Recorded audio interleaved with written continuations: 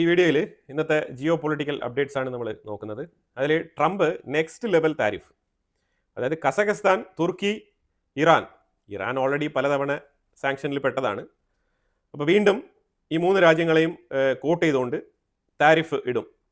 Tariff means sanctions next level എന്നാണ് പറഞ്ഞിരിക്കുന്നത്. അസർബൈജാനും അർമേനിയയും. ഇതിൽ അസർബൈജാൻ വളരെ ഹാപ്പിയാണ്. കാരണം അസർബൈജാൻ അമേരിക്കൻ സൈഡിലേക്കുള്ള ഒരു ഡിപ്ലോമാറ്റിക് ചേഞ്ചിന് വേണ്ടിയിട്ട് വെയിറ്റ് ചെയ്തിരിക്കുകയായിരുന്നു. അപ്പോൾ അതുകൊണ്ട് അവരൊരു മൾട്ടിപോളാർ എന്ന് തന്നെ ചിന്തിച്ചുകൊണ്ട് മുന്നോട്ട് പോകുന്ന സാഹചര്യമാണ് അവരുടെ ഒരു ഡിപ്ലോമസി. അതുകൊണ്ട് ഇസ്രായേലുമായിട്ട് അവർക്ക് നല്ല ബന്ധമുണ്ട്, ഇറാനുമായിട്ടും അത്യാവശ്യം അവർക്ക് നല്ല ബന്ധമുണ്ട്, അതുപോലെ തന്നെ അമേരിക്കയുമായിട്ട് ഇപ്പോൾ നല്ല രീതിയിലുള്ളൊരു ബന്ധത്തിലാണ്. ഇന്നലെയൊക്കെ ട്രംപിനെ അവിടെ ഇരുന്ന് നൊബൽ പ്രൈസ് തൊട്ടടുത്തുണ്ടെങ്കിൽ എടുത്തങ്ങ് കൊടുത്തേനെ പുള്ളി. ആ രീതിയിലാണ് അവിടുത്തെ പ്രകടനങ്ങളൊക്കെ നമുക്ക് കാണാൻ കഴിഞ്ഞത്. അപ്പോൾ അതിൽ ട്രംപും വളരെ ഹാപ്പിയാണ്. അപ്പം തുർക്കി, ഇറാൻ ഇവരൊക്കെ എന്താണ് ഇപ്പോൾ ഇവരുടെ പ്രശ്നം എന്ന് പറഞ്ഞാൽ, ഈ കോക്കസ് റീജിയനിലേക്ക് വരുന്ന ആ ഒരു കോറിഡോറില്ലേ, സെങ്ഷാങ് കോറിഡോർ എന്ന് പറഞ്ഞാൽ കോറിഡോർ, ആ കോറിഡോറിന്റെ പേര് അസർബൈജാന്റെ ലീഡർ പറഞ്ഞത് അതിനി സെങ്ഷാങ് കോറിഡോർ അല്ല, അത് ട്രംപ് കോറിഡോർ ആണെന്ന് പുള്ളി വിശേഷിപ്പിച്ചത്. അപ്പോൾ ആ രീതിയിൽ ട്രംപ് ഭയങ്കര ഹാപ്പിയാണ്. ഇറാൻ അതിനെ പ്രതിഷേധിച്ചിട്ടുണ്ട്, ഇറാൻ അതിന് പ്രതിഷേധം രേഖപ്പെടുത്തിയിട്ടുണ്ട്. അസർബൈജാൻ, അർമേനിയ, നിങ്ങൾ രണ്ടുപേരും സൂക്ഷിക്കുക. ഇനി ഈ സെങ്ഷൻ കോറിഡോർ എന്ന് പറഞ്ഞ ഈ കോറിഡോർ ട്രംപ് കോറിഡോർ എന്ന് വിളിച്ചുകൊണ്ട് അമേരിക്കയുടെ കീഴിലേക്ക് അടിയറവ് വെച്ചതുകൊണ്ട് തന്നെ ഇറാന്റെ സാധനങ്ങൾ ഇനി അതിലെ കടന്നു പോകാൻ വലിയ ബുദ്ധിമുട്ടായിരിക്കുമെന്ന് ഞങ്ങൾക്ക് മനസ്സിലായി. ഇറാനിന് എന്തെങ്കിലും ഉപദ്രവങ്ങൾ ഈ ഒരു കോറിഡോർ അമേരിക്കയിലേക്ക് പോകുന്നത് കൊണ്ട് ഉണ്ടാകുന്നെങ്കിൽ തക്കതായ മറുപടി ഇറാൻ നൽകും അസർബൈജാനും അർമേനിയയ്ക്കും എന്ന് പറഞ്ഞിട്ടുണ്ട്. ഓപ്പണായിട്ട് തന്നെ സ്റ്റേറ്റ്മെന്റ് പറഞ്ഞിട്ടുണ്ട്. പക്ഷേ എന്നിരുന്നാലും ഇറാൻ ഇനി കുറച്ചുകൂടെ സൂക്ഷിക്കണം, കരുതണം. കാരണം ഇറാന്റെ എന്തൊക്കെ സാധനങ്ങൾ ഏതൊക്കെ രീതിയിലൊക്കെ പോകുന്നു എന്നുള്ളത് ഈ കോറിഡോർ ത്രൂ മോണിറ്റർ ചെയ്യപ്പെടും. പ്രത്യേകിച്ച് അമേരിക്കയുടെ നിരീക്ഷണത്തിന് കീഴിൽ വരികയാണിത്. അതാണ് മനസ്സിലാക്കേണ്ടത്. അപ്പോൾ അങ്ങനെ സെക്കൻഡറി സാങ്ഷൻസ് എങ്ങനെ ആർക്കൊക്കെ കൊടുക്കാം, എന്തെല്ലാം ചെയ്യാം എന്നുള്ള നിലയിലുള്ള ആലോചനകൾ തന്നെയാണ്. അതായത് ട്രംപിന്റെ സർക്കാർ ശരിക്കും പറഞ്ഞാൽ എങ്ങനെ താരിഫ് കൊടുക്കാം, എങ്ങനെ മറ്റുള്ള രാജ്യങ്ങളെ ഉപദ്രവിക്കാം എന്നുള്ളതിന്റെ നിരന്തര ചർച്ചകൾ ഹോട്ടൽ റൂം ഇട്ട് ആലോചിക്കുന്ന രീതിയിലാണ് ആലോചിച്ചുകൊണ്ടിരിക്കുന്നത്. പക്ഷെ അങ്ങനത്തെ ഒരു സാഹചര്യത്തിൽ ഈ ലോക ചരിത്രത്തിൽ തന്നെ ആദ്യമായിട്ട് 37 ട്രില്യൺ US$ കടവുമായിട്ട് അമേരിക്ക നമ്പർ 1 ആയിട്ട് മാറിയിരിക്കുകയാണ് കടത്തിൽ. ഇത് റെക്കോർഡാണ് കേട്ടോ, റെക്കോർഡ് ലെവൽ കടം. അതാണ് മനസ്സിലാക്കേണ്ടത്. അപ്പോൾ അവിടെ ചോദ്യങ്ങളൊക്കെ ഉയരുന്നുണ്ട്. പ്രസിഡന്റ് ട്രംപ് നിങ്ങൾ പറയുന്നുണ്ട് വരുമാനം വരുന്നുണ്ട്, ഖജനാവ് മൊത്തം നിറഞ്ഞു കവിയുകയാണ്, ഈ താരിഫ് ഇട്ടത് കൊണ്ട് ട്രഷറിയിൽ പൈസകൾ, ഡോളറുകൾ അടുക്കി വെക്കാൻ സ്ഥലമില്ല, ആ രീതിയിലാണ് കാര്യങ്ങളൊക്കെ മുന്നോട്ട് പോകുന്നതെന്ന് പറഞ്ഞിട്ട് ഇപ്പോൾ എന്താണ് സംഭവം എന്ന് ചോദിച്ചു കഴിയുമ്പോഴത്തേക്കും ഈ കടം ചെറുതായിട്ടൊന്നും കുറയുന്നില്ലല്ലോ. അതിൽ സ്പെഷ്യലി 750 ബില്യൺ US$ കടം ഈ ട്രംപിന്റെ ബിഗ് ബ്യൂട്ടിഫുൾ ബില്ല് പാസ്സാക്കിയില്ലേ, ആ ബില്ല് പാസ്സാക്കിയതിന് പുറമെയാണ് ഇപ്പോൾ ഈ കടം വന്നിരിക്കുന്നത്. ശരിക്കും ഈ ബിഗ് ബ്യൂട്ടിഫുൾ ബില്ല് പാസ്സാക്കിയത് തന്നെ ഈ കടബാധ്യതയൊക്കെ കുറയ്ക്കാൻ വേണ്ടിയിട്ടാണ്. ഇത് ആ ബിഗ് ബ്യൂട്ടിഫുൾ ബില്ല് പാസ്സായതിനു ശേഷം മാത്രം ഏതാണ്ട് കുറച്ച് ദിവസങ്ങളെ ആയിട്ടുള്ളൂ. ആ ദിവസങ്ങൾക്കുള്ളിൽ ഏതാണ്ട് 750 ബില്യൺ കടം കയറി പോയിട്ടുണ്ട്. ഇപ്പം ഇങ്ങനെ അമേരിക്കയ്ക്ക് ഇങ്ങനെ കടം കൂടി വരാനുള്ള കാരണം വെച്ചാൽ ട്രംപ് എത്രത്തോളം വരുമാനം ഉണ്ടാക്കിയാലും, ഫോർ എക്സാമ്പിൾ ഒരു 800 ബില്യൺ ചൈന ഈ കടത്തിൽ ഒരു 800 ബില്യൺ കടം ചൈനയ്ക്ക് തന്നെ കൊടുക്കാനുണ്ട്. അപ്പോൾ ഇതുപോലെ പല രാജ്യങ്ങളുമുണ്ട്. ഞാൻ ഫോർ എക്സാമ്പിൾ ചൈന പറയാണ്. ചൈന എടുത്ത് പറയാനുള്ള കാരണം വെച്ചാൽ ചൈന തീർച്ചയായിട്ടും അമേരിക്കയ്ക്ക് അടുത്ത നെക്സ്റ്റ് ലെവൽ എക്കോണമിയാണ്. അതുകൊണ്ടാണ് ഞാൻ ചൈന എടുത്ത് പറയുന്നത്. അപ്പം ഈ പിരിക്കുന്ന താരിഫിൽ എന്താണ് ചെയ്യാൻ പോകുന്നത്? ഈ പിരിക്കുന്ന താരിഫിൽ ഈ 800 ബില്യൺ US$ കടം മേടിച്ചിട്ടുണ്ടല്ലോ ചൈന എടുത്ത്, അവർക്ക് അതിൻ്റെ പലിശ തിരിച്ചടയ്ക്കണം, ഇൻട്രസ്റ്റ് പേ ചെയ്യണം. ഇതുപോലെ ജപ്പാന് നല്ലൊരു തുക കടംപത്രത്തിൽ ഇൻവെസ്റ്റ് ചെയ്തിട്ടുണ്ട്. അപ്പോൾ അവർക്കും അതിൻ്റെ റിട്ടേൺസ് തിരിച്ചു കൊടുക്കണം. അപ്പോൾ ഇങ്ങനെ ആഗോളതലത്തിൽ കടം മേടിച്ച് വെച്ചുകൊണ്ട് ഈ കടത്തിന് പലിശ കൊടുക്കുന്ന രീതിയിലുള്ള പരിപാടിയാണ് അമേരിക്ക നടത്തിക്കൊണ്ടിരിക്കുന്നത്. ഓവറോൾ നോക്കി കഴിഞ്ഞാൽ റോളിംഗ് പരിപാടിയാണ്. ഇതിനു മുമ്പ് അവർക്ക് കറൻസി തുടരെ പ്രിന്റ് ചെയ്യാൻ പറ്റുമായിരുന്നു. ഇപ്പോഴും പ്രിന്റ് ചെയ്യാം, പ്രശ്നമില്ല. പക്ഷേ പ്രിന്റ് ചെയ്ത് മറ്റുള്ള രാജ്യങ്ങൾക്ക് കൊടുക്കുന്നതാണ് അമേരിക്കയ്ക്ക് ഗുണം. പ്രിന്റ് ചെയ്ത് അമേരിക്കയുടെ ഉള്ളിൽ ഉപയോഗിക്കുന്നത് അമേരിക്കയ്ക്ക് ദോഷമാണ്, ഇൻഫ്ലേഷൻ കൂടും. അപ്പോൾ അതുകൊണ്ട് ഇത്രയും നാളും ഡോളർ ആവശ്യമുള്ള രാജ്യങ്ങൾക്ക് ഇവർ കറൻസി പ്രിന്റ് ചെയ്ത് കൊടുക്കുന്ന പരിപാടിയൊക്കെ അമേരിക്കയുടെ ഉള്ളിൽ ഉണ്ടായിരുന്നു. പക്ഷേ ഇപ്പോൾ മറ്റു പല രാജ്യങ്ങളും ഈ ഡോളർ കറൻസി ഹോൾഡ് ചെയ്യുന്ന പരിപാടി ഇപ്പോൾ നിർത്തിയിരിക്കുകയാണ്. അതിന് പ്രധാനപ്പെട്ട കാരണം ഇപ്പുറത്തെ സൈഡിൽ ബ്രിക്സ്, ഇന്ത്യ, UAE പോലത്തെ പല രാജ്യങ്ങളുണ്ട്. ഇവരെല്ലാം തന്നെ ഇൻക്ലൂഡിങ് സൗദി അറേബ്യ, ഇവരെല്ലാവരും തന്നെ ഞാൻ പറഞ്ഞു വരുന്നത് സൗദി അറേബ്യയുടെ പേരൊക്കെ പറയുന്നത് ഇൻക്ലൂഡിങ് അമേരിക്കയുടെ ചേരിയിൽ വളരെ ശക്തമായിട്ട് അടിയുറച്ച് നിൽക്കുന്ന രാജ്യങ്ങൾ വരെ അവരുടെ ഓൺ കറൻസിയിൽ ട്രേഡ് ചെയ്യാൻ താല്പര്യപ്പെടുന്നു എന്നുള്ളതാണ് മനസ്സിലാക്കേണ്ടത്. ഇന്നത്തെ ഒരു ഗ്ലോബൽ ചേഞ്ച് ആണത്. ഇതിന് തുടക്കം കുറിച്ചത് ഒരു പരിധിവരെ ഇന്ത്യയാണ്. ഇപ്പൊ ഇന്ത്യയോട് ചില കലിപ്പുകളൊക്കെ വരുന്നതിന് ഇതൊക്കെ ഒരു കാരണം തന്നെയാണ്. ഇപ്പൊ പല രാജ്യങ്ങളുമായിട്ടും അവരുടെ സ്വന്തം കറൻസിയിൽ ട്രേഡ് ചെയ്യാനുള്ള ഓപ്ഷൻസ് പല രാജ്യങ്ങളും കൊടുക്കുന്നുണ്ട്. അപ്പോൾ അതുകൊണ്ട് ഇപ്പോൾ ഡോളറുമായിട്ട് ബന്ധപ്പെട്ട ഒരു പേടിയില്ല. നമ്മളുടെ കയ്യിൽ ഫോറിൻ റിസർവ് ഇല്ല, നമ്മളുടെ കയ്യിൽ ഡോളർ എക്സ്ചേഞ്ച് ചെയ്യാനില്ല എന്നുള്ള പേടിയൊന്നുമില്ല. അപ്പം അതുകൊണ്ടാണ് പല രാജ്യങ്ങളും ഇപ്പം US ഡോളർ അത്ര സ്ട്രിക്റ്റ് ആയിട്ട് ഹോൾഡ് ചെയ്യാത്തത്, വറി ചെയ്യാത്തത്. ഇനി അടുത്ത് നമ്മൾ ഒമാനുമായിട്ട് ഒരു free trade agreement last month നമ്മൾ സൈൻ ചെയ്തിട്ടുണ്ടായിരുന്നു. അത് ഇപ്പോൾ വരുന്ന 1-2 ആഴ്ചക്കുള്ളിൽ അത് എസ്റ്റാബ്ലിഷ് ആവും. അത് എസ്റ്റാബ്ലിഷ് ആകുമ്പോഴത്തേക്കും അതിലും നമ്മൾ എഴുതി ചേർത്തിട്ടുണ്ട് ഈ ഓൺ കറൻസിയിൽ ട്രേഡ് ചെയ്യാന്നുള്ളത്. ഒമാനി റിയാൽ വെച്ചിട്ട് ട്രേഡ് ചെയ്യാം, ഇന്ത്യക്ക് ഇന്ത്യൻ കറൻസിയിൽ ട്രേഡ് ചെയ്യാം. നമ്മളിപ്പം മുന്നോട്ട് വെക്കുന്ന മിക്കവാറുമുള്ള ബൈലേറ്ററൽ എഗ്രിമെന്റ്സിലെല്ലാം തന്നെ നമ്മളിപ്പോൾ ഈ ഒരു കണ്ടീഷൻ എഴുതി ചേർക്കുന്നുണ്ട്. അത് വളരെ ഉപകാരപ്രദമായിട്ടുള്ള കാര്യമാണ് രണ്ട് രാജ്യങ്ങൾക്കും. അവരുടെ കറൻസി നമ്മൾ അക്സെപ്റ്റ് ചെയ്യുന്നു, നമ്മളുടെ കറൻസിയും അവർ അക്സെപ്റ്റ് ചെയ്യും. ആ രീതിയിലുള്ള ട്രേഡ് വളരെ നല്ല ട്രേഡാണ്. ഇതൊക്കെ അമേരിക്കയ്ക്ക് ഡിസ്റ്റർബൻസ് ഉണ്ടാക്കുന്ന, ഡോളറിന് മൂല്യത്തകർച്ച ഉണ്ടാക്കുന്ന പരിപാടികളാണ്. ട്രംപുമായിട്ട് നെഗോഷിയേറ്റ് ചെയ്ത പല രാജ്യങ്ങളും 0% താരിഫാണ് അമേരിക്കയ്ക്ക് കൊടുത്തിരിക്കുന്നത്. പക്ഷെ തിരിച്ച് റെസിപ്രോക്കൽ എന്ന് പറഞ്ഞിട്ട് പുള്ളി പറഞ്ഞിട്ട് അതായത് നെഗോഷിയേറ്റ് ചെയ്ത ആൾക്കാർക്ക് പല രാജ്യങ്ങളും 0% താരിഫ് അമേരിക്കയ്ക്കെതിരെ എടുക്കുമ്പോഴത്തേക്കും ട്രംപ് 15%, 16%, 16%, 19% എന്നുള്ള രീതിയിലുള്ള താരിഫുകളാണ് തിരിച്ച് അപ്ലൈ ചെയ്യുന്നത്. ഫോർ എക്സാമ്പിൾ ഇപ്പോൾ യൂറോപ്യൻ കൺട്രീസ് നോക്കൂ. യൂറോപ്യൻ രാജ്യങ്ങളെല്ലാം തന്നെ, യൂറോപ്യൻ യൂണിയൻ 0% താരിഫാണ് അമേരിക്കയ്ക്ക് നിശ്ചയിച്ചിരിക്കുന്നത്. പക്ഷേ അമേരിക്ക എന്ത് ചെയ്തു? 15% ആണ് കൊടുത്തിരിക്കുന്നത്. ഇതിൽ യൂറോപ്യൻ യൂണിയൻ സാറ്റിസ്ഫൈഡ് അല്ല, അവർക്ക് അതിനകത്ത് നല്ല വിഷമമുണ്ട്. പക്ഷേ വേറെ വഴിയില്ല, അതുകൊണ്ടാണ് അവർ ആ നിലപാടെടുത്തത്. ഇസ്രായേൽ നോക്കൂ. ഇസ്രായേൽ അമേരിക്കൻ പ്രോഡക്ട്സിന് 0% താരിഫാണ് ഇസ്രായേൽ പ്രഖ്യാപിച്ചിരിക്കുന്നത്. പക്ഷേ ഇസ്രായേലിന് അമേരിക്കയിലോട്ടോ 15% താരിഫ്. അപ്പോൾ പല ആൾക്കാരും 0% താരിഫ് ട്രംപിന്റെ കാലിന്റെ കീഴിൽ വന്നിട്ട് ഇങ്ങനെ മുട്ടുകുത്തി വീണ് സാഷ്ടാംഗം നമസ്കരിച്ച് ഇങ്ങനെ 0% താരിഫ് കൊടുത്തിട്ട് 15%, 18% മേടിച്ചുകൊണ്ട് പോകുന്ന സാഹചര്യത്തിൽ ഇന്ത്യ എന്ത് ചെയ്ത്? ഇന്ത്യ കണ്ടിന്യൂസ് ആയിട്ട് നെഗോഷിയേറ്റ് ചെയ്ത്, എന്നാൽ ഇന്ത്യ ട്രംപ് പറയുന്നത് കേൾക്കാൻ തയ്യാറാകുന്നുമില്ല. ഇനി അതൊരു സൈഡിൽ നിൽക്കട്ടെ. ഇപ്പോൾ യൂറോപ്യൻസിന് ഇതിന് വിയോജിപ്പുണ്ട്. യൂറോപ്യൻസിനും ഈ ട്രംപിന്റെ ഈ താരിഫിൽ വിയോജിപ്പുണ്ട്. ശരിക്കും ട്രംപിനെതിരെ ആഗോളതലത്തിൽ തന്നെ ഒരു സംഘടന രൂപപ്പെടുന്നുണ്ട്. അത് ട്രംപ് മനസ്സിലാക്കാത്ത രീതിയിലുള്ള ഒരു സംഘടന. അതിന് ബ്രിക്സ് മാത്രമല്ല, പല രാജ്യങ്ങളും ഇന്ന് ഇന്ത്യയോടൊപ്പം നിൽക്കാൻ തയ്യാറാണ്. പക്ഷേ പല വാർത്താ മാധ്യമങ്ങളും പറയും ഇന്ത്യ തനിച്ചാവും എന്നൊക്കെ, പല കിംവദന്തികളൊക്കെ ഇങ്ങനെ അടിച്ചിറക്കും. അതൊന്നും നോക്കേണ്ട കാര്യമൊന്നുമില്ല. ഇന്ത്യയോടൊപ്പം നിൽക്കാൻ ഒരുപാട് രാജ്യങ്ങളുണ്ട്. ഇൻഫാക്ട് ട്രംപ് ഇപ്പോൾ താരിഫ് എന്നുള്ള നിലയിൽ ഭീഷണിപ്പെടുത്തുന്ന ഓരോ രാജ്യങ്ങളും ഇപ്പം ഇന്ത്യയുടെ ചേരിയിലാണ്, അവരറിഞ്ഞോ അറിയാതെയോ.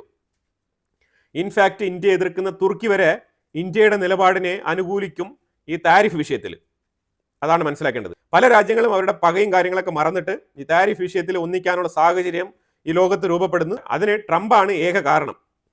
ആ നിലയ്ക്ക് പുള്ളിക്ക് ഒരു നോബൽ പ്രൈസ് കൊടുക്കാവുന്നതാണ്, ആ നിലയ്ക്ക്. അതുപോലെ ഇന്ത്യ അലുമിനിയം, സ്റ്റീൽ, ഈ രണ്ട് വിഷയങ്ങൾക്കും അമേരിക്കയിൽ നിന്ന് ഇറക്കുമതി ചെയ്യുന്ന അലുമിനിയം, സ്റ്റീൽ, ഇതിനെല്ലാം തന്നെ റെസിപ്രോക്കൽ താരിഫ് അപ്ലൈ ചെയ്യാൻ തീരുമാനിച്ചിട്ടുണ്ട്. 50% താരിഫാണെന്നുണ്ടെങ്കിൽ ഇന്ത്യയും 50% താരിഫ് അപ്ലൈ ചെയ്യാനാണ് തീരുമാനിച്ചിരിക്കുന്നത്. അത് ഒരു സൈഡിൽ ഇന്ത്യ ബാക്ക്ഡോറിൽ നെഗോസിയേഷൻ നടത്തിക്കൊണ്ടിരിക്കുന്ന സാഹചര്യത്തിൽ തന്നെയാണ് ഓപ്പൺ ആയിട്ട് ഇതേപോലെ അമേരിക്കയ്ക്ക് പകരം ഉള്ള ഒരു നിലപാട് ഇന്ത്യ എടുക്കുന്നത്. വേൾഡ് ട്രേഡ് ഓർഗനൈസേഷനിൽ ഓൾറെഡി തന്നെ ഇന്ത്യ ഇതുമായിട്ട് ബന്ധപ്പെട്ട മീഡിയേഷൻ റിക്വസ്റ്റ് ഇട്ടിട്ടുണ്ട്. അപ്പോൾ അമേരിക്ക അതിന് പല രീതിയിലുള്ള എക്സ്പ്ലനേഷൻസ് കൊടുത്തിട്ടുണ്ട്. അതിന് വേൾഡ് ട്രേഡ് ഓർഗനൈസേഷൻ കൊടുത്തത് ഇത് ഇന്ത്യക്കും അമേരിക്കയ്ക്കെതിരെ അമേരിക്ക എത്ര % താരിഫ് അപ്ലൈ ചെയ്യുന്നുണ്ടോ അതുപോലെ തന്നെ ഇന്ത്യക്കും അമേരിക്കൻ ഗുഡ്സിന് താരിഫ് അപ്ലൈ ചെയ്യാനുള്ള റൈറ്റ്സ് ഉണ്ട് എന്നുള്ള ഒരു അപ്രൂവൽ വേൾഡ് ട്രേഡ് ഓർഗനൈസേഷൻ ഇന്ത്യക്ക് കൊടുത്തിട്ടുണ്ട്.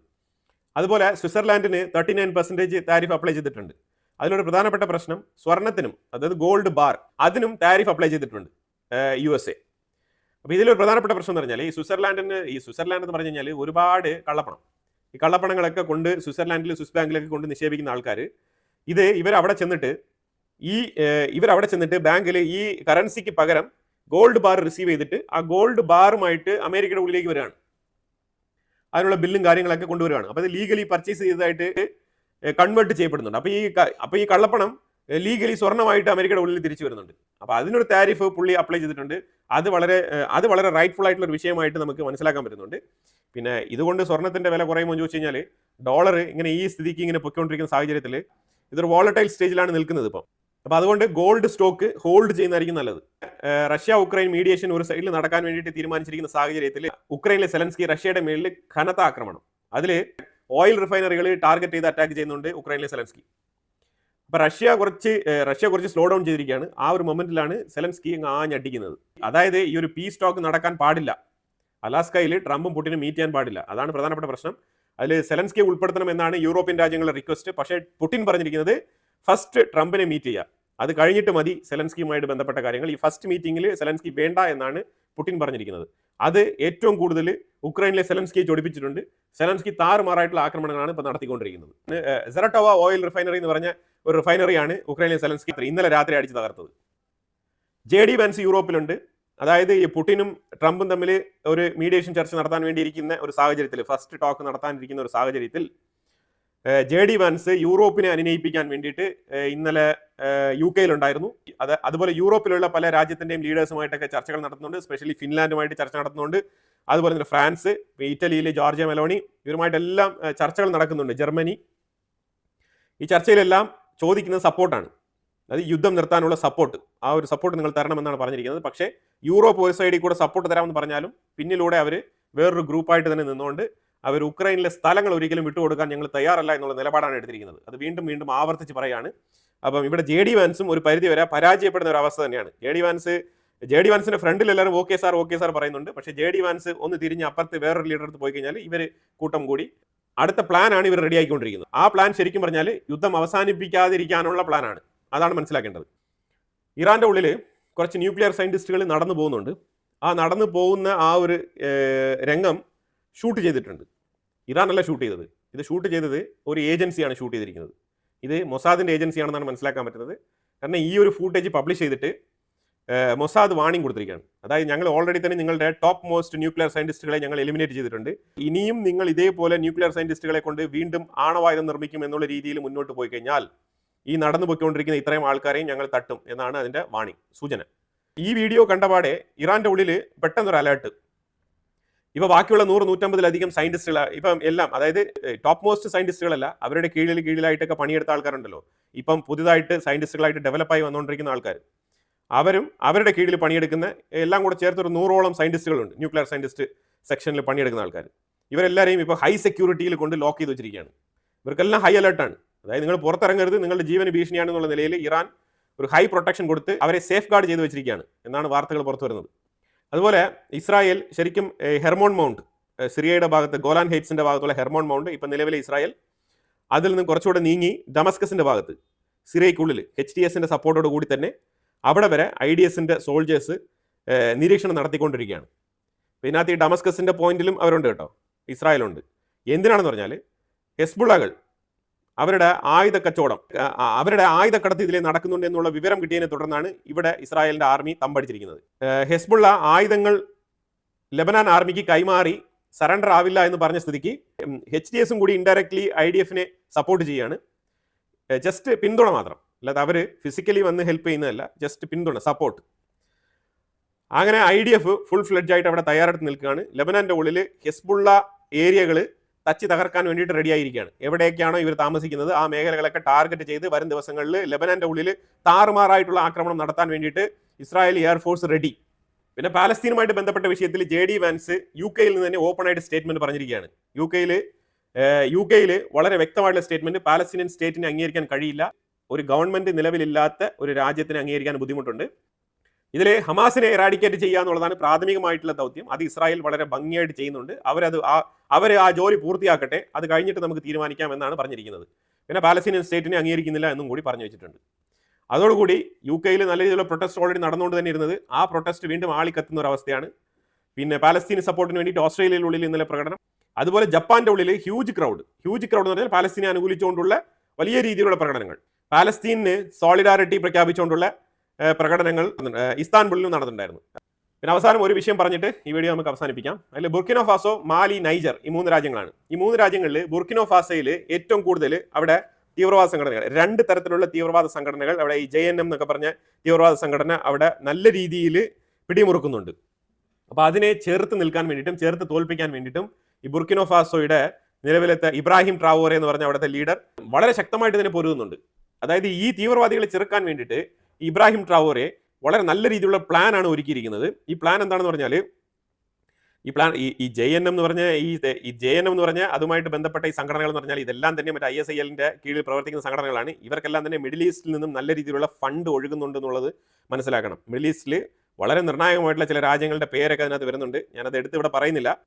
പക്ഷേ അവരെല്ലാം തന്നെ ഈ തീവ്രവാദത്തിനെ, അതായത് ഈ ഒരു സാഹിൽ റീജിയനിലുള്ള തീവ്രവാദത്തിനെ പ്രോത്സാഹിപ്പിക്കുന്ന രീതിയിൽ പല രീതിയിലുള്ള ഫണ്ട് ഒഴുക്കുന്നുണ്ട് മിഡിൽ ഈസ്റ്റിൽ നിന്നും. അപ്പോൾ അങ്ങനെ ആഫ്രിക്ക തന്നെ തകർന്നു പോകും എന്നുള്ള രീതിയിലുള്ള ചിന്താഗതികളൊക്കെ പലപ്പോഴും പലർക്കും വന്നിട്ടുണ്ടെങ്കിലും അതിന് ഒരു മരുന്ന് എന്നുള്ള നിലയിൽ ഈ ഇബ്രാഹിം ട്രാവോറെ തിരിച്ചടി തുടങ്ങിയിട്ടുണ്ട്. ഈ തിരിച്ചടി എന്ന് പറഞ്ഞാൽ ശക്തമായ തിരിച്ചടി. അപ്പോൾ അതിന് ആദ്യമേ പുള്ളി ഒരു പ്ലാൻ ഉണ്ടാക്കിയിട്ടുണ്ട്. ആ പ്ലാനാണ് ഈ ബുർക്കിനോ ഫാസോയോടൊപ്പം നൈജറും മാലിയും കൂടെ ചേർക്കുക എന്നുള്ളതാണ്. അതായത് അവർ 3 പേരും ഒരു രാജ്യമാകുക എന്നുള്ളതല്ല, 3 പേർക്കും ഒരേ ചിന്താഗതി കൊണ്ടുവരിക, ഒരേ ഐഡിയോളജി കൊണ്ടുവരിക, ഈ തീവ്രവാദത്തിനെതിരെ ചേർത്ത് നിൽക്കാനുള്ള ഒരു സംഘടിതമായിട്ടുള്ള ആർമി ബൈലേറ്ററൽ കൊളാബറേഷൻ അതാണ് കൊണ്ടുവന്നത്. അത് കൊണ്ടുവന്നത് കൊണ്ട് എന്ത് സംഭവിച്ചെന്ന് പറഞ്ഞാൽ, ഇതിനു മുമ്പ് ബുർക്കിനോ ഫാസോ മാത്രം ഈ തീവ്രവാദികളെ അറ്റാക്ക് ചെയ്യുന്നുണ്ടെങ്കിൽ അവർ ആ സമയത്ത് മാലിയിലേക്ക് എസ്കേപ്പ് ആവും, നൈജറിലേക്ക് എസ്കേപ്പ് ആവും. അപ്പൊ എന്താണ് സംഭവിക്കുന്നത്?